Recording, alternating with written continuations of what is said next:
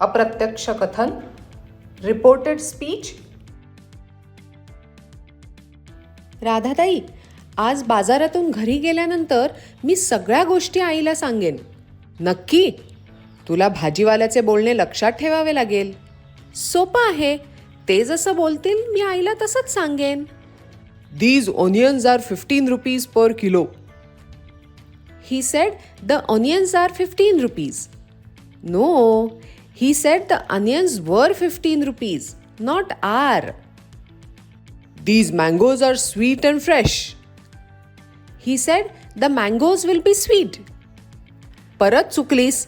त्यांनी म्हटलं the mangoes were sweet and fresh. I will not sell tomatoes tomorrow because it is a holiday. ते म्हणाले he would not sell tomatoes tomorrow because it is a holiday. पुष्कळसं बरोबर.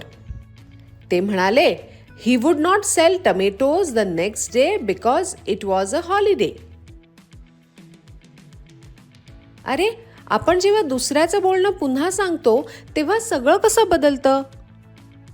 बस, मी सांगते तुला. Direct speech म्हणजे वक्त्याचे शब्द पुन्हा सांगणे. रिपोर्टेड स्पीच म्हणजे वक्त्याचे म्हणणे आपण आपल्या भाषेत सांगणे. उदाहरणार्थ, जर मी म्हणाले आय एम हंग्री, तर तू तसंच म्हणू शकणार नाहीस. तू म्हणशील शी sed she was hungry.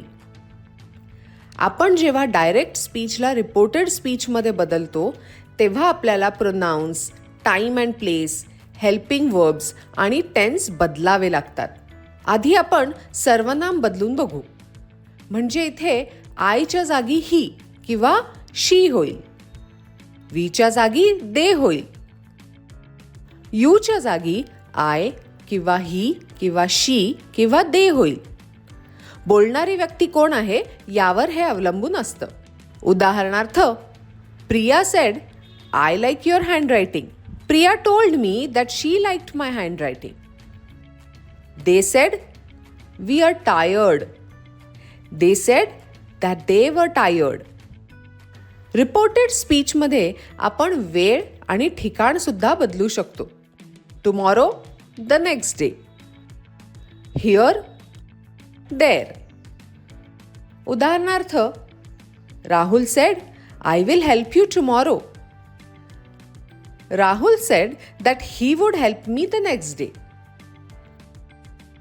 She said, I am standing here. She said that she was standing there. यात आपण वाक्यांचा काळही बदलतो. म्हणजे इतरांचे शब्द जसेच्या तसे सांगतो तेव्हा ते त्यावेळी घडत नसतं. ते आधी घडून गेलेलं असतं. म्हणून रिपोर्टेड स्पीचमध्ये वाक्यातील क्रिया बदलून भूतकाळ दर्शवते. इथे काही उदाहरणं आहेत. I cook. He cooked. I am cooking. He was cooking. I have cooked. He had cooked. अरे हो ताई, मला नियमित आणि अनियमित क्रियांचा टेन्स बदलण्याचा नियम लक्षात आहे. त्याच नियमांचा वापर करून वर्ब्स बदलायचे आहेत. मग ताई, जर आपण वर्ब्स बदलले तर हेल्पिंग वर्ब्स ही बदलतात का? हो, हेल्पिंग वर्ब्स ही बदलतात. उदाहरणार्थ, कॅन, कुड, विल, वुड, आर, वेअर. उदाहरणाचे वाक्य, Ramesh said I will call you later. Ramesh said that he would call me later. She said I can solve this problem. She said that she could solve that problem. बरं ताई, आता मी फुलवालीची वाक्य सांगायचा प्रयत्न करते. I sell mogra every day, but tomorrow I will sell roses. She said that she sold mogra every day, but she would sell roses the next day. अरे वा पियू, आता तू ही वाक्य रिपोर्टेड स्पीचमध्ये लिहून दाखवशील का? ताई, ही बघ माझी उत्तरं. वा पिहू, चल आता घरी जाऊयात आणि आपण जे बाजारात ऐकलं ते सगळं आईला सांगूयात.